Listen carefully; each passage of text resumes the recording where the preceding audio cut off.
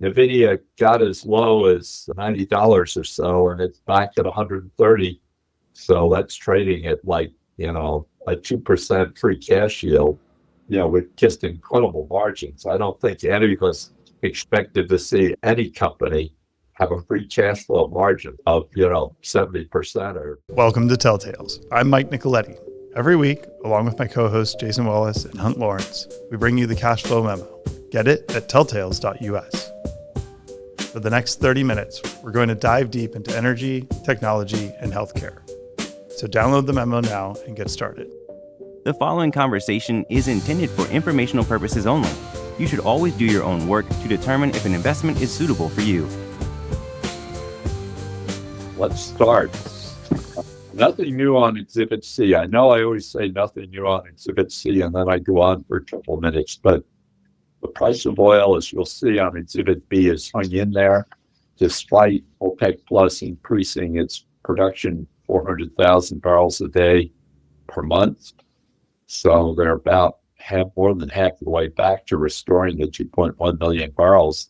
And as you can see from the bottom of Exhibit B, we're still in the $60 range. The other thing that's interesting that's happened is we don't have as much backwardation, where the futures price is below the current price. It's really kind of flattened out. So remember, the oil and gas producers enjoyed a price of averaging 73 last year. So if it's going to be 60 this year, that's $10 down. That will be less cash flow. From what we can see from our own companies we own interest in, looking at other public companies, capex will come down as cash flow comes down. So the U.S., which produced a little more than 13 million barrels a day, it's not going to collapse, but it'll probably stop going up, and it'll come down by maybe 400,000 barrels a day per year. Drilling won't collapse. It'll just come down with cash flow. Exhibit A, last week, there is an estimated 26 year, a reasonable estimate. The deficit goes from 1.93 trillion in 25, projected 25 to 1.78. It's not a whole heck of a lot of improvement, but the direction is good. The tariffs, Trump keeps talking about tariff income. As near as these numbers indicate, it's under 300 million or 300 billion per year, and it'll be up a little bit in 26, but it's like 7 or 8% of all the revenue received by the federal government. So it's not necessarily going to solve problems. Anything else, Mike or Jason, on the three exhibits? I think on Exhibit A, the thing to think about, at least, is what Elon Musk has expressed, this level of being disgruntled as a result of a lack of spending cuts in the budget bill. My impression, if you read between the lines, is he feels like he made a huge sacrifice, and all the people that have committed time and effort to DOGE put a lot of effort into it, and then to not have Congress move to either make those cuts permanent or even restrain spending in this next budget bill is severely disappointing. So I think it's a healthy level of discomfort with the trajectory we're on. Even though things are definitely getting better from where they were, I think there's hope that we could be doing more. Yeah, absolutely. Yeah, the new budget increases spending by $200 billion. So yeah. I think the disappointing thing is, what do they call it? The big, beautiful bill or something like that. It is big. That's the problem. Yeah. I love it.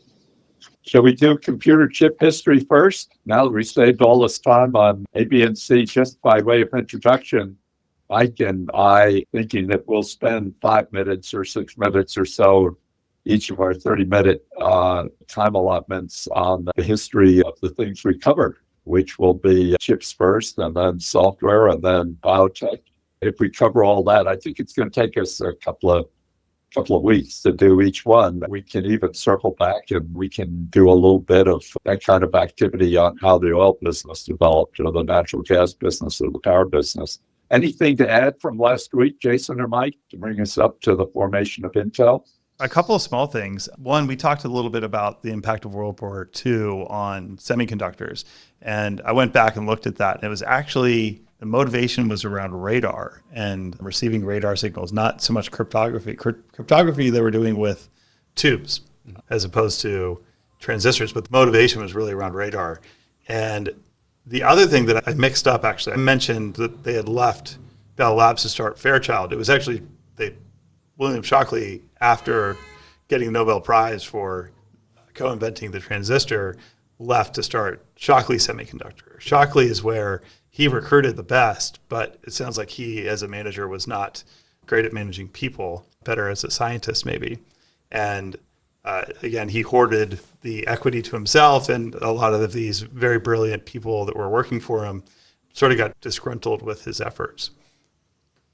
Those 8 people were known as the Traitorous Eight, and they went off and started what would later become Fairchild Semiconductor, but each of them pitched in $500 to start the business. And that was the beginning of, what would you say, like this equity-based compensation for employees. They later received investment from a guy named Fairchild, which is why it bore the name Fairchild Semiconductor, $1.5 million to get them off the ground. Traitorous Eight, some of the more prominent ones would be Gordon Moore and Robert Noyce, the eventual founders of Intel.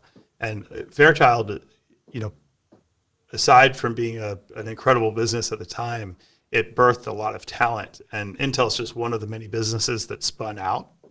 I guess that catches up to where we were last week. Is there anything else, Jason, from last week? Yeah, it was like the birthplace of integrated circuits. So besides what enabled that invention was really, they were the first to pioneer using silicon wafers and then photolithography to essentially print the circuit onto the wafer. A lot of pioneering invention happened there during those years, and the engineers that created that later went on to found a lot of other companies.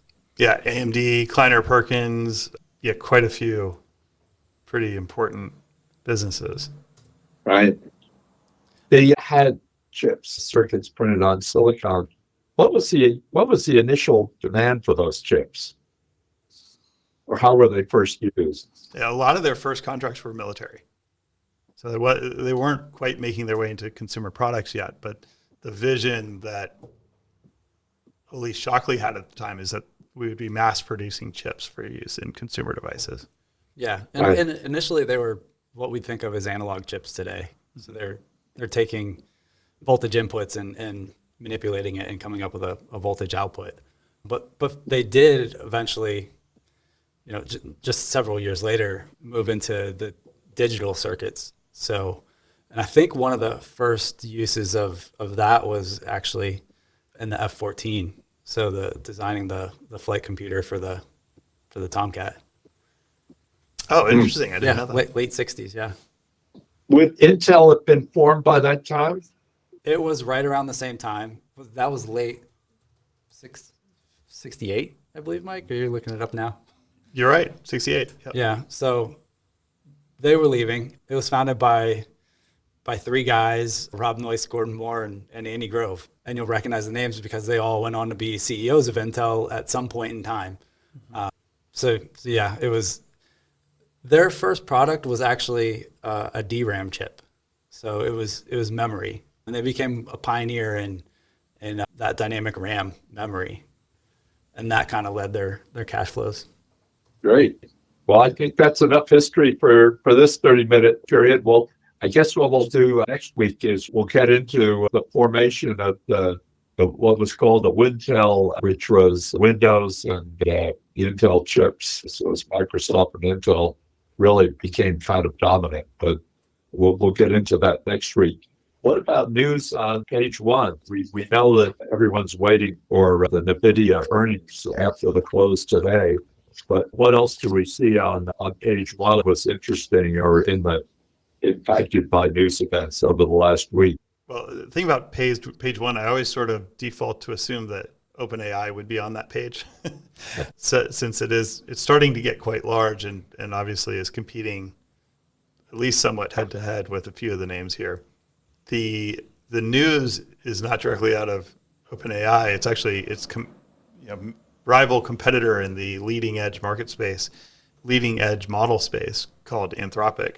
Anthropic released a new version of their cutting edge model, and it's beaten a lot of benchmarks. And as these two companies have matured, we've sort of seen them take divergent paths. Specifically, it seems that Anthropic is focusing more on developer applications. Think of it as a B2B product, as opposed to consumer applications where OpenAI seems to be spending most of their time. With that, they've been pushing a handful of things that'll make it easier to develop software with large language models. The more software utilizes large language models, the more likely people are going to be utilizing Anthropic. Microsoft OpenAI alliance has really been modified in a significant way because OpenAI, competes for enterprise business. Microsoft and Microsoft, for the Copilot customers, you can use other models. I think certainly including XAI, by memory, right, and maybe Anthropic as well.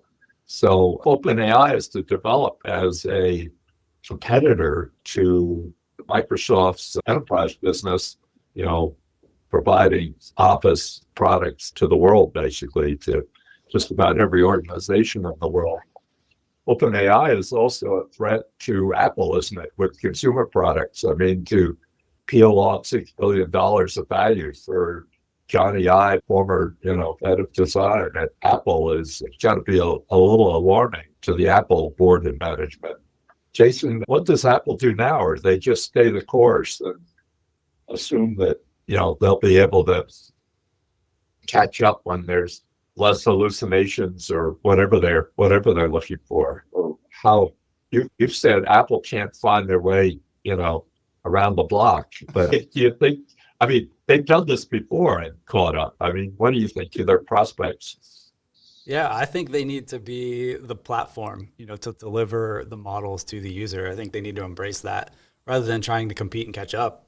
They should be the method of accessing any of these language models. They should really open that up. So rather than Siri being its own competitive product, they're kind of doing that. They kind of did it because Siri wasn't fully baked and apparently won't be for another year or two, possibly.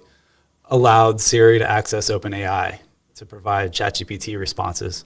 So they just need to fully embrace that, and you can access any of the models through language prompt. I think that would go a long way. If they built the framework for allowing apps to communicate potentially to each other or to the iPhone's operating system so that AI can kind of take actions and do things on behalf of the user, that'd be very powerful. So I don't think they have to be the one building these language models or the AI agents or that kind of thing, as long as they are the platform that you access them through. Right. Kind of the same thing goes for Microsoft, right? Microsoft's looking at it the same way. Like and they're ahead from the perspective of we're going to support all the models and we're going to make it easier to deploy all these in the cloud. Apple could do a similar thing, but they will need to make some commitment to a strategic direction, and there has not been that commitment yet. So we'll see. And one thing I haven't heard anyone talking about is ChatGPT kind of encroaching on Office, on Word. I wrote a memo inside of ChatGPT recently, and they have an editor interface now. So you can either edit directly your document or use chat to tell it to make certain edits in your document. It's kind of a split screen thing, and it'll do the formatting and everything for you. So, there are competitors there too. I think OpenAI is kind of, I don't know if it's intentional, but they're going to compete against Office. Yeah. Speaking of defense, I know you felt that Alphabet and Google were just defense, but at least they're doing a better job on defense than the New York Knicks. But do you think how much of that search monopoly, do you think fitting AI capability into the search product, they'll hang on to 80% and Perplexity or someone else will have 20% or a group of someone else's? Or Jason, what would you predict in terms of the Google's cash flow machine from search? Yeah, it's kind of hard to say. When you do a Google search and it gives you an AI response, it's usually pretty good, but there's no kind of direct follow-up with it. At least in my mind, I'm conditioned to write what I think is a Google search term into the bar rather than having a conversation. Well, if I open up, even Gemini, you kind of talk to it and you're kind of having a conversation to discover the info that you're looking for. So maybe it's a mental retraining with all of us as users. Yeah, I'll say we're sort of bleeding edge on this stuff. I do find myself using Google search again for questions I want. I know the answer is there, and it's really easy answer. So you don't necessarily want to use ChatGPT because it can be sometimes the response time is long. You can search on Google and just type whatever the thing you're looking for, and you get straight to the answer. Yeah. Probably not great for advertising, but it answers the question that I'm looking to solve. Right. Yeah, and I don't know if it's a moat that Google has, but it seems like Gemini is hallucinating a lot less. Anecdotally, It feels like that. Well, I think they're all hallucinating a lot less. Test time compute has created the ability for the models to sort of check themselves, and as a result, the data is really good. I mean, Jason and I this morning we're going through data that is extracted from really 10Ks, 10Qs, and earnings called transcripts. And we tested all the different models, and most of them pulled a lot of this stuff, likely all from public sources like SEC Edgar, but it's impressive that it was able to pull, for example, this was a company called Natera that produces a handful of genetic tests, the number of tests of a particular type that were done in the most recent year and quarter and whatnot. And I think it was in a footnote. Yeah, exactly. Yeah, so this is the stuff that we who like to read 10Qs and 10Ks look for, and now these AI models are doing a very good job of pulling that information out. We've got Nvidia after the close. You turn to page 3, Nvidia got as low as $90 or so, and it's back at 130. This is a huge amount of value. I mean, at 130, it's $3.2 trillion for a company that on a run rate basis, not necessarily next year, but run rate basis was 130 billion of revenues and 70 billion of free cash flow.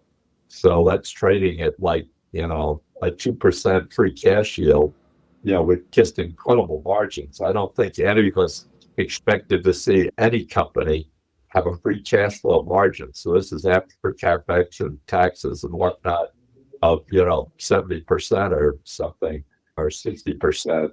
It just seems to me, I mean, there'll be all kinds of tension on Nvidia after the close and in all the papers and whatnot over the next 24 hours.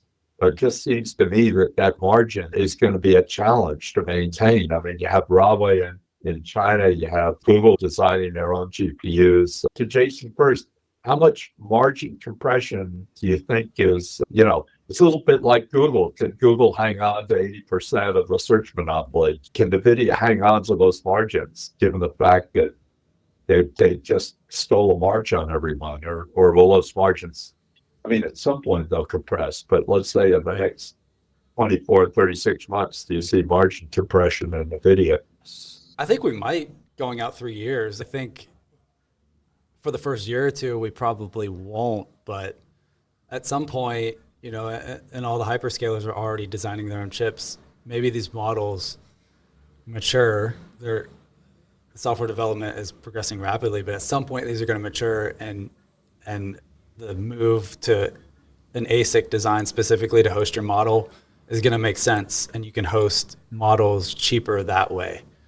So, NVIDIA might lower their prices to make it less enticing to go out and design your own chip and go through the whole process to build your data center that way. I'll take the other side of that bet. I think NVIDIA has the pricing power because they have the best product by far. ASICs are great for when you have a defined workload. And the question that we all need to ask ourselves is how much of the market is going to be captured by maybe that defined workload. And that number, I've heard, probably the most informed person I've heard from is a transcript from a call with a Microsoft employee who estimates that in 3 years, maybe ASICs are making up 20% of the chips that are going into data centers. And I think I can sort of wrap my head around that. If today it's somewhere between 5% and 10%, depending if you're talking about inference or training, I could see that increasing to 20%. But will that affect the pricing power that NVIDIA has? I don't think so, because I think they're significantly, again, NVIDIA's moat is really defined by the software and the ecosystem that they've created around the whole solution. And the solution is data center level compute. So that's a big nut to chew. That's AMD is a long way from that. And the other startups in the space, well, they have really interesting solutions for different parts of the stack. They're not competing at the data center level. Yeah, I guess in my mind does the demand continue to like far outpace the supply? And there's certainly a potential for it as new models are becoming more efficient. The new reasoning models will make decisions to say, how much reasoning do I need to answer this question that the user just posed to me? So they're becoming more efficient, but at the same time, we're starting to, as we see out of Google, inference video, and then robotics. So Tesla's designed a model that has one robot being a car doing one task, which is driving that car. But we're going to have to train all kinds of robots to do all kinds of tasks. So there's going to be a lot of demand. This is great foreshadowing for next week's chip history segment, where we will talk about when Intel pivoted away from RAM and into CPUs.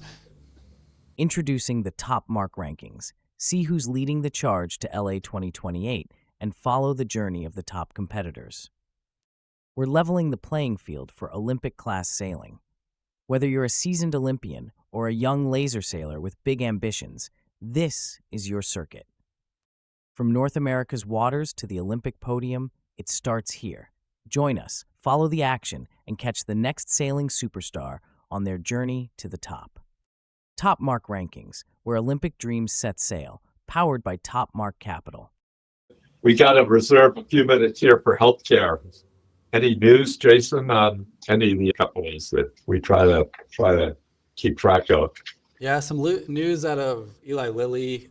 We haven't talked about GLP-1 drugs in a little while, but the prices of those are coming down quite a bit.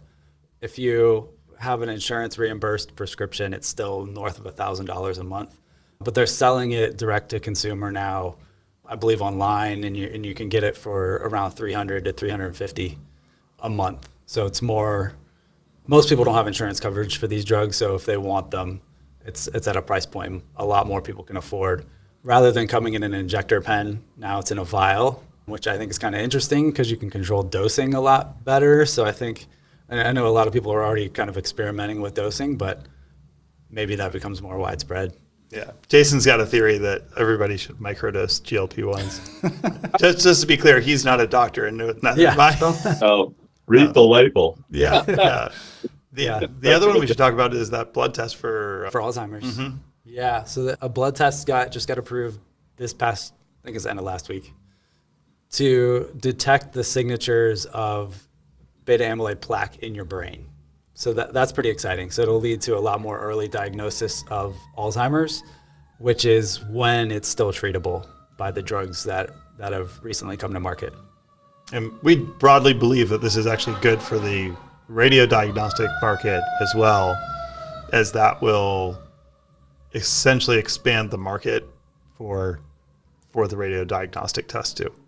About the pain medication for Vertex Pharmaceutical.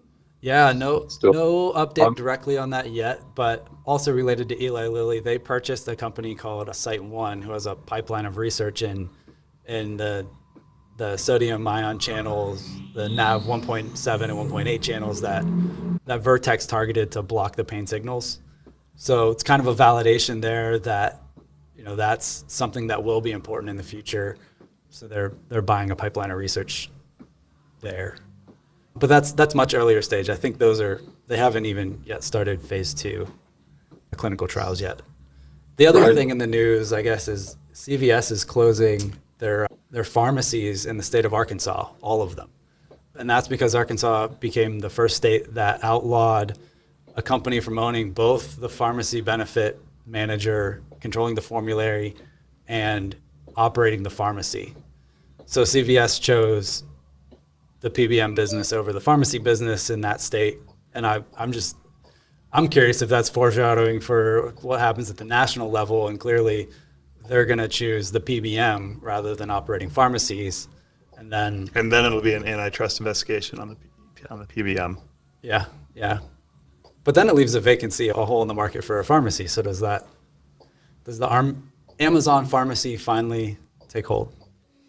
Yeah, pharmacy's been sort of, it's interesting that the pharmacy's sort of been the profit center. Initially when these stores were set up, it's essentially a convenience store with a pharmacy inside. And the pharmacy was, my understanding of the early days of pharmacy is that they were sort of the lost leader to bring people into the store to buy the marked up stuff.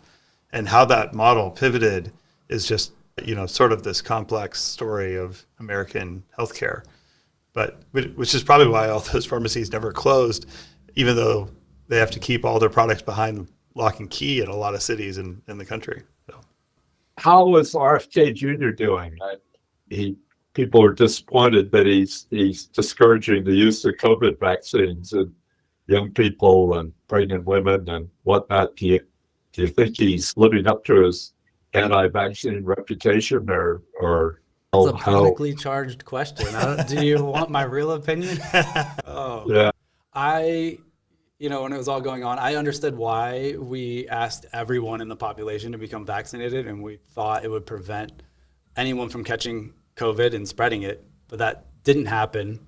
And in light of that, I don't think, healthy younger people should be getting boosters all the time, especially when we've all been exposed to the virus at this point. Well, we've run through our 30 minutes, so next week we'll start with Intel and their dominance. And one of the interesting phenomena there is that Intel, had a totally monopolistic position and let it slip away. But that's all for next week. In the meantime, everyone be well and stay healthy, and we'll be here exactly 7 days from now. Take care, everyone. The views expressed on this podcast are the host alone and do not constitute an offer to sell or a recommendation to purchase or a solicitation of an offer to buy any security nor a recommendation for any investment product or service. While certain information contained herein has been obtained from sources believed to be reliable, neither the hosts nor any of their employers or their affiliates have independently verified this information, and its accuracy and completeness cannot be guaranteed. Accordingly, no representation or warranty, expressed or implied, is made as to and no reliance should be placed on the fairness, accuracy, timeliness, or completeness of this information. The hosts and all employers and their affiliated persons assume no liability for this information and no obligation to update the information or analysis contained herein in the future and may or may not hold positions in the securities mentioned.